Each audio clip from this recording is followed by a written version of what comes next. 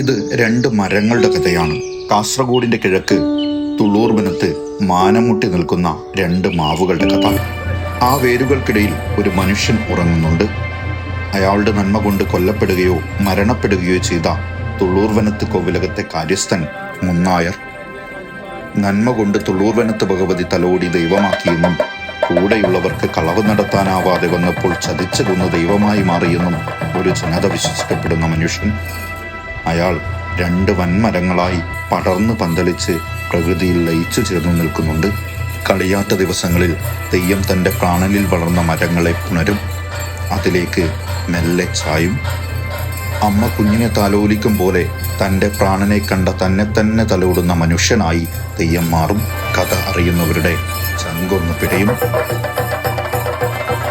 തെയ്യവും മരവും ഒരുപോലെ ആടും. ആ മരത്തിനൊരു വിറയലുണ്ടാകും. ആ കാറ്റിൽ ഇലകൾക്ക് പ്രാണൻ പോകുന്ന പിടച്ചിലാണ്. കാസർഗോഡുകാരുടെ കിഴക്കൂലത്ത് ചെന്നാൽ ആ മനുഷ്യ മരങ്ങളെയും മുന്നായരെയും കാണാം. 9-ാം നാടിൻ്റെ കാണാക്കഥകളുമായി ഒരു മനുഷ്യനെ ഭൂമിയിൽ നിന്നും ആകാശത്തേക്ക് ചാലിച്ചു ചേർത്തിയതുപോലെ ആ വൻമരങ്ങളെ കാണാം.